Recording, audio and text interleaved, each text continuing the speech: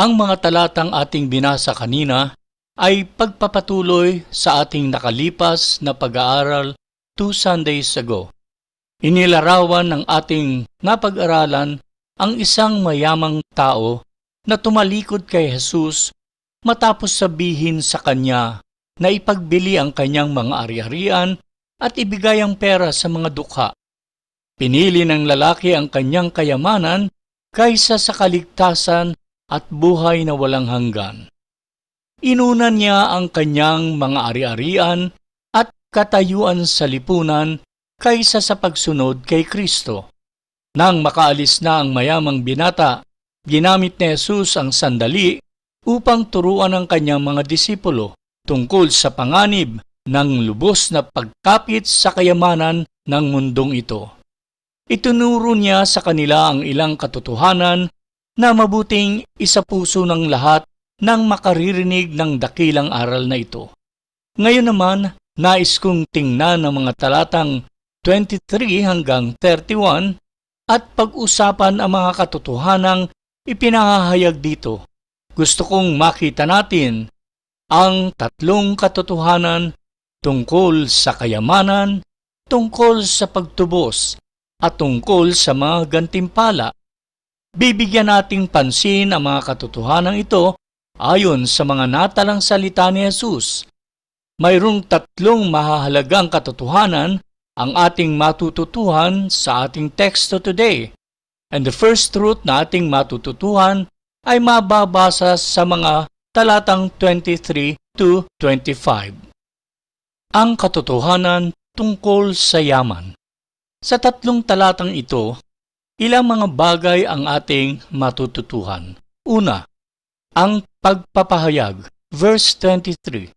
Tiningnan ni Jesus ang mga nasa paligid niya at sinabi sa mga alagad, tunay ngang napakahirap para sa mayayaman ang makapasok sa kaharian ng Diyos.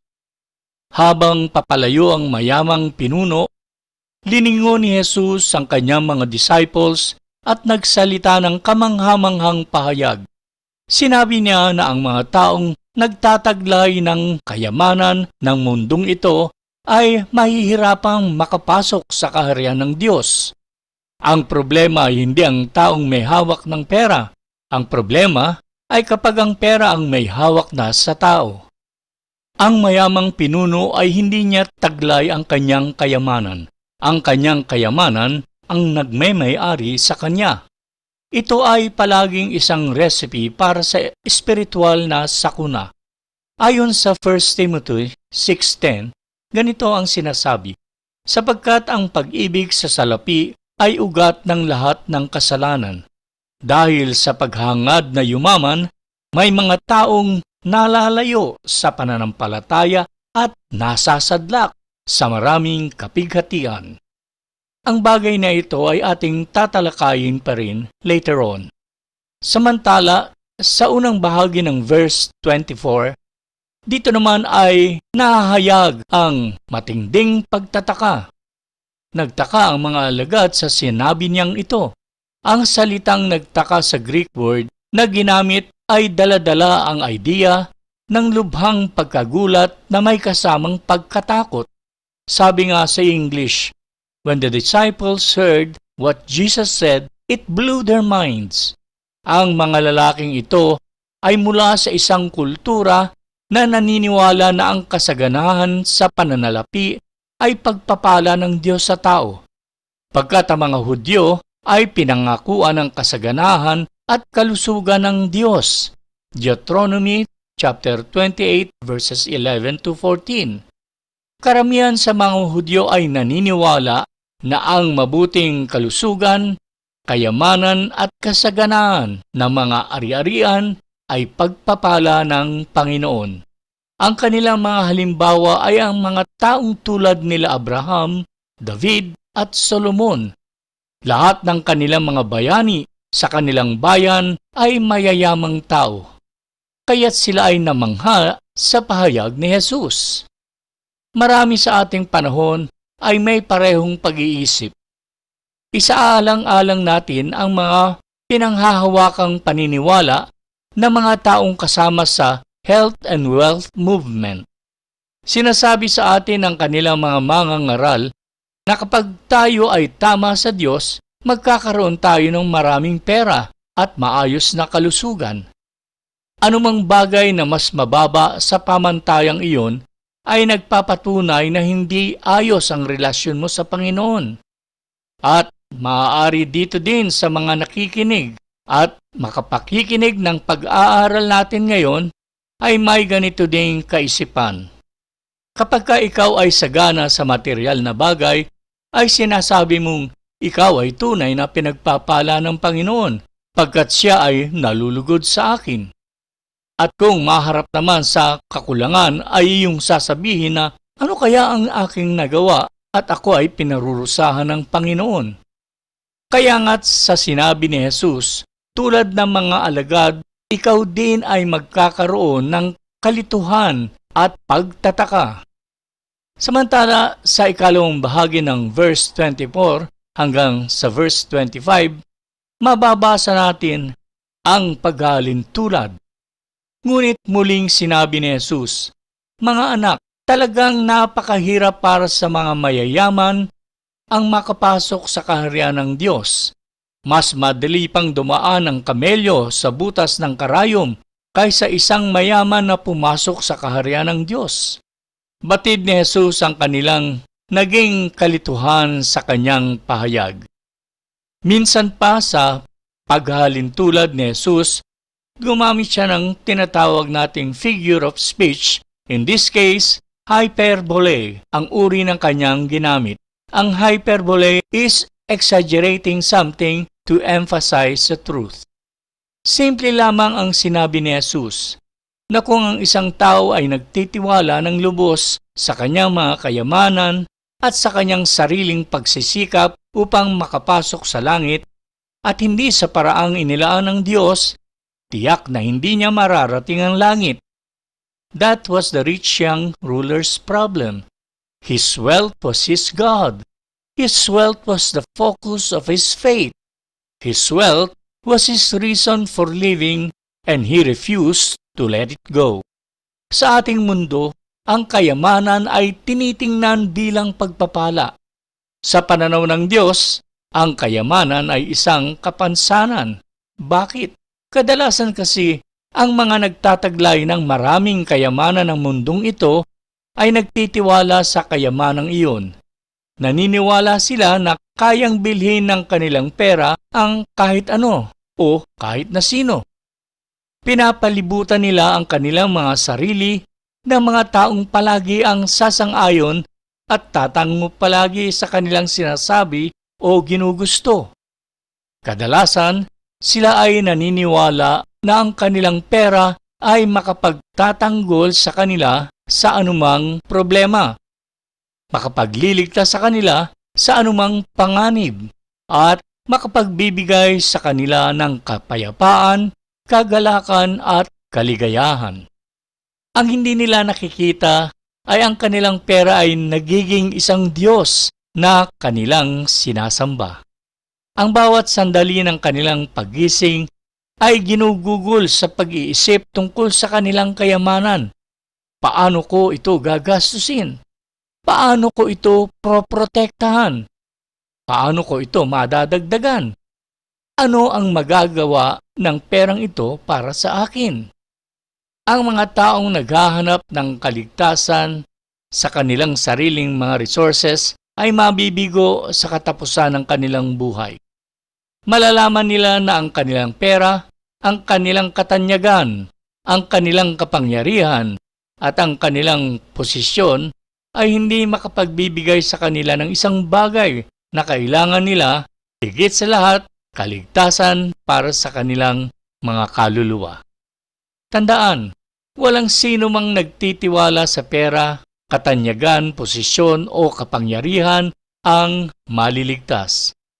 Ang tanging mga taong aalis sa mundong ito na ligtas at handa para sa langit ay ang mga taong nagtiwala sa Panginoong Hesukristo at sa Kanya lamang. Siya ang tanging daan tungo sa kaligtasan. Mga Gawa, chapter 4, verse 12. Sa Kanya lamang matatagpuan ang kaligtasan. sapagkat walang ibang pangalan sa buong daigdig na ibinigay ng Diyos sa mga tao upang tayo ay maligtas. Samantalang sa chapter 16, ganito naman ang sinasabi, sila ay inilabas niya at sinabi, "Mga Ginoo, ano po ba ang dapat kong gawin upang ako'y maligtas?" Sumagot naman sila, "Sumampalataya ka sa Panginoong Hesus at maliligtas ka, ikaw at ang iyong sambahayan." At ang salita ng Panginoon ay ipinahayag nila sa kanya at sa lahat ng nasa kanyang bahay. Isinama ko ang verse 32, pagkat sinabi sa huling bahagi ng talata 31, ang mga katagang ikaw at ang iyong sambahayan ay maliligtas. Maaari kasing isipin ng mambabasa na pag sumampalataya si tatay kay Jesus ay sabit ang kanyang buong sambahayan. Maliwanag sa verse 32 na ipinangaral din sa kanyang buong sambahayan ang mabuting balita ng kaligtasan kay Jesus. Kaya't kung sino man ang sasampalataya pa sa kanila ay magkakaroon din ng kapatawaran sa kanilang mga kasalanan at buhay na walang hanggan. Minsan pa, uulitin ko, walang masama sa pagkakaroon ng pera, ari-arian at kapangyarihan. Ngunit kapag ang mga bagay na ito ay naging ating pangunahing layunin ng ating pagnanais, ang mga ito ay nagiging mga Diyos-Diyosan na ating nang sinasamba. Aalisin ng mga ito ang paningin at pagtitiwala ng isang tao kay Jesus na magdadala sa kanya sa kapahamakan at walang hanggang pagdurusa sa apoy ng impyerno. Ang tanong, na kanino, kaibigan, nakatuon ang iyong pagtitiwala? Ang ikalawang mahalagang katotohanan na ipinapahayag sa atin ng ating teksto ay makikita natin sa mga verses 26 to 27. Ang katotohanan tungkol sa kaligtasan. Dalawang mahalagang bagay ang makikita nating ipinahahayag sa mga talatang ito. Una, ang pagkabalisa ng mga disciples. Verse 26. Lalong nagtaka ang mga alagad, kaya't nagtanong sila, kung gayon, sino pa kaya ang maliligtas? Nang narinig nila ito, sila ay namangha at nagulo nito ang kanilang mga isip. Napatulala sila sa narinig nilang sinabi ni Jesus. Kaya't sila ay nagtanong ng, kung gayon, sino ang maliligtas? Napag-isip-isip marahil nila ang kanilang mga sitwasyon at napagtanto nila na sila man ay may antas na mga resources sa buhay. Hindi lang silang mga alagad kundi maging tayo rin. Maaaring di tayo kasing yaman ng binata sa nakalipas na kwento. Pero maaari nating masabi na mayroon tayong level o antas na mga resources na para sa mga dukha ay malaking kayamanan na. Narinig nila si Jesus at tila sa kanila ay tuluyan na niyang sinara ang pinto ng kaligtasan sa bawat isa na nagtataglay ng anumang yaman. Ngunit, yan ba ang sinasabi ni Jesus? Sa verse 27, mababasa natin ang sagot ni Jesus sa kanilang tanong. Tiningnan sila ni Jesus at sinabi sa kanila, hindi ito kayang gawin ng tao, ngunit hindi ito imposible sa Diyos, sapagkat ang lahat ng bagay ay kayang gawin ng Diyos. Ipinaalam sa kanila ni Jesus na may pag-asa. Sinabi niya sa kanila ang katotohanan na tunay na mahirap sa mga tao na makalaya sa tanikala ng kayamanan, ngunit sa kapangyarihan ng Diyos, ito ay possible. Kung ang mayaman na binatang pinuno ay sumunod sa malinaw na tawag ng Panginoong Hesus, binigyan sana siya ng Diyos ng biyaya upang magkaroon siya ng kakayahang bitiwan ang ganap na pagpapahalaga niya sa kanyang mga kayamanan. Nailigtas sana ng Panginoon ang kanyang kaluluwa at biniyayaan siya ng makalangit at espiritual na kayamanan na higit pa sa kanyang mga pangarap. Ang pangakong iyan ni Jesus ay para sa atin din naman. Kapag inabot ng Diyos ang isang nawawalang makasalanan, tinatawag ng Panginoon ang taong yon na lumapit sa Kanya. John chapter 6 verse 44. Kapag tumugon ang taong iyon, bibigyan siya ng Diyos ng pananampalataya na kakailanganin niya upang maniwala kay Jesus lamang para sa kaligtasan ng kanilang kaluluwa. Ephesians chapter 2 verses 8 and 9. Kaya ni Jesus na kalagan ang pagkakabihag laban sa kasakiman sa kayamanan. Kaya niyang baliin ang mahigpit na pagkakahawak ng droga at alkohol at marami pang iba. Kung lalapit ka kay Jesus, makikita mo na siya ay may kapangyarihang palayain ka. John chapter 8 verse 36. Kung ang anak ang magpalaya sa inyo, kayo nga'y magiging tunay na malaya. Nagagawa ng Diyos ang bagay na imposible sa mga buhay na sa Kanya ay nagtitiwala. Ang ikatlong mahalagang katotohanan na ating makikita sa ating teksto, ang katotohanan tungkol sa rewards, verses 28 to 31. Sa mga talatang ito, ilang importanteng mga bagay din ang ating makikita. Una, ang lubhang pag-aalala, verse 28. At nagsalita si Pedro, "Tingnan po ninyo, iniwan na namin ang lahat at kami sumunod sa inyo." Nang marinig ito ni Pedro, nagsalita siya. Ipinaalala niya kay Jesus na iniwan nila ang lahat upang sumunod sa Kanya. Ang mga lalaking ito ay tinalikuran ang lahat ng kanilang makalupang pananagutan upang sumunod kay Jesus. Ibinigay nila ang kanilang oras, iniwan ang kanilang mga tahanan, pamilya, negosyo at marami pa, dahil ito ang hiniling ni Jesus. Sa salaysay ni Mateo tungkol sa mga pangyayaring ito, sinabi niya sa atin na sinabi ni Pedro ang ganito, Matthew 19:27. "Narito, aming pinabayaan ang lahat at sumunod sa iyo. Ano kaya ang makukuha natin?"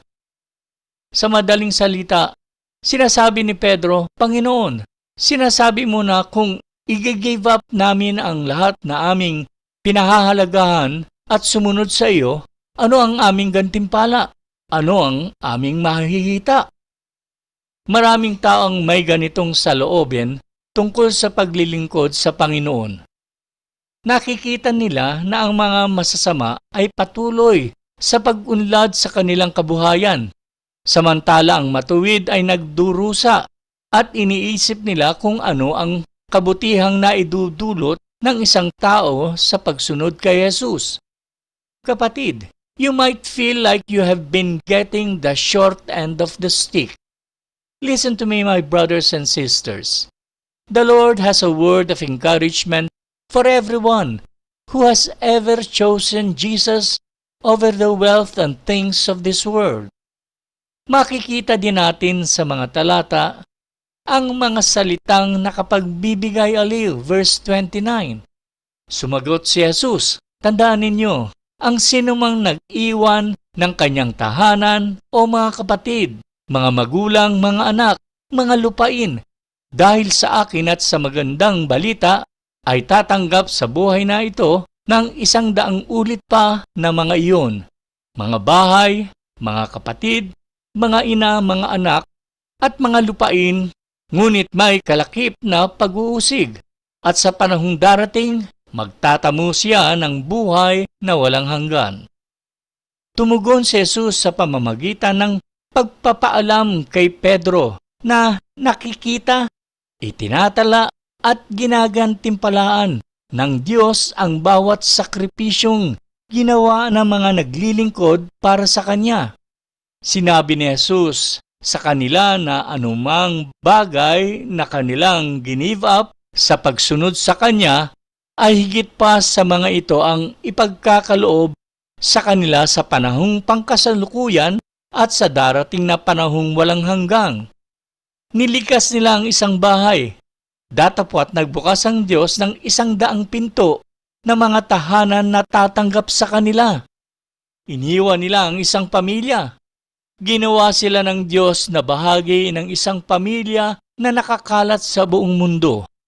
Maaaring sila ay nahiwalay sa kanilang mga makalupang kapatid, ngunit binigyan sila ng Diyos ng higit pang mga kapatid kay Kristo kaysa kanilang naiisip. Ang mga kusang tumalikod sa mundong ito upang sumunod kay Jesus ay matutuklasan na ang Diyos ay may higit na nakalaan para sa kanila kaysa sa kabuuan ng lahat ng kanilang naiwan. Nang binanggit ni Jesus ang tungkol sa 100, ang ibig niyang sabihin ay higit pa sa maiisip mo o aakalain mo. Hindi niya sinabi na kung magbibigay ka ng 100 piso sa kanyang gawain, ay bibigyan kanya ng 1,000 piso bilang kapalit. Sinasabi lang ni Jesus sa atin na mas marami siyang nakahanda para sa atin kaysa sa anumang bagay na iyong tinalikuran upang sumunod sa Kanya. To put it simply, you will never outgive God. Maaring hindi mo matanggap ang bigay ng Diyos sa araw na inaasahan mo, ngunit nakasisiguro ka na darating ang araw na ibibigay niya sa iyo ang higit pa sa iyong inaasahan. Ipinapaalam din ni Jesus sa lahat ng susunod sa Kanya na ang pagsunod na ito ay may kalakip na mga pag-uusig. Magkakaroon ng kabayaran ang pagsunod kay Jesus. Hindi lahat ay nasasabik na makita kang naglilingkod sa Panginoon. Halimbawa, madidinig mo ang mga katagang, "Sayang naman ang magandang trabaho na iyong iniwan para ka magpastor." Darating ang mga paghihirap at pagsubok dahil sa iyong commitment sa Panginoon. 2 Timothy 3 verse 12. Gayon din naman ang lahat ng nagnanais mamuhay ng matuwid bilang tagasunod ni Kristo Jesus ay daranas sa mga pag-uusig. Ngunit pagpapalain ka ng Diyos sa kabila ng anumang pagsubok na maaari mong harapin sa iyong paglalakbay. Pagkatapos, Jesus somewhat put the icing in the cake, ika nga. Sinabi niya sa atin na ang mga tumalikod sa mundong ito upang sumunod sa Kanya ay pagpapalain sa buhay na ito at higit sa lahat, tatanggap sila ng buhay na walang hanggan. In short, sinasabi sa atin ni Jesus na huwag manghinayang sa mga inaalok ng mundong ito, pagkat hindi ito maihahambing sa kung ano ang nakalaan ng Panginoon para sa mga nagtitiwala sa Kanya. May kasabihan nga na, "Money can buy a lot of things, but there are some things it cannot buy. Money can buy a bed, but not sleep. Money can buy books, but not brains. Money can buy food, but not an appetite. Money can buy a house, but not a home. Money can buy medicine, but not health. Money can buy amusement, but not happiness. Money can buy finery, but not beauty. And money can buy a crucifix, but not a Savior." Sa huli, hindi mahalaga kung gaano karaming pera ang iyong naipon o kung ano ang iyong iniwan. Ang mahalaga lang ay si Jesus. Kung si Jesus ay bahagi ng buhay mo, nasa iyo na ang lahat. Maliligtas ka at mapupunta ka sa langit. Ngunit kung wala ka kay Jesus, kapahamakan ang iyong walang hanggang patutunguhan. Isa pang bagay na makikita natin sa mga talata. Isang malinaw na babala, verse 31. Ngunit maraming nauuna na mahuhuli at maraming nahuhuli ang mauuna. Ang mga values at prioridad ng mundong ito ay kabaliktaran ng mga bagay na mahalaga sa Diyos. Ang mga nakikita nating matagumpay at mayaman sa mundo ay maaaring huli o kapos sa takbuhan patungo sa langit. Ang makamundong katayuan at kayamanan ay hindi nagagawang espesyal ang isang tao sa mata ng Diyos, pagkat sa Diyos Ang mahalaga ay ang kanyang pananampalataya kay Jesus. Maraming mayayamang tao ay walang makabuluhang relasyon sa Diyos. Samantala, ang mga mahihirap ngunit tapat na mga tagasunod ni Kristo ay patuloy na binibigyan pansin ng Diyos.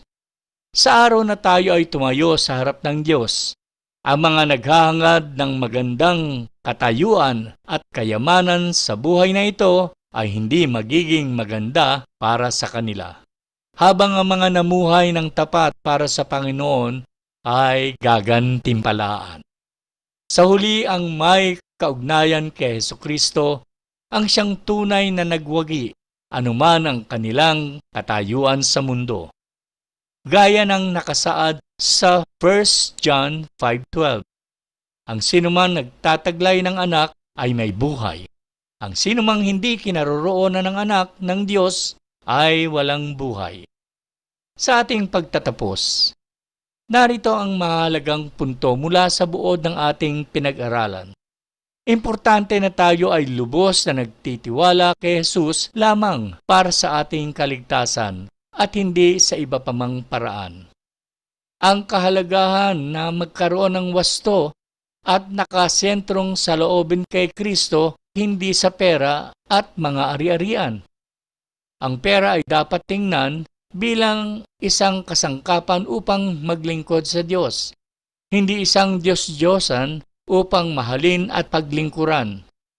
Ang tawag na magsakripisyo at isuko ang lahat ng bagay para sa matapat na pagsunod kay Jesus ay mahirap, ngunit ito ay may kalakip na mga gantimpala sa ating panahon at sa panahong walang hanggan. Hinihikayat din na ating suriin ang ating mga puso at relasyon kay Jesus at gumawa ng anumang kinakailangang pagbabago upang maiayon sa mga prinsipyo ng Biblia ang bagay tungkol sa pera, ari-arian, at kahalagahan ng pagsunod kay Kristo. Ito muli ang inyong lingkod at tagapagturo, Brother Ed. Hanggang sa susunod nating pagkikita-kita, ang dakilang biyaya at kapayapaan ng Diyos Ama, Anak at Espiritu Santo ay sumaatin nawa sa araw na ito at sa mga darating pang araw.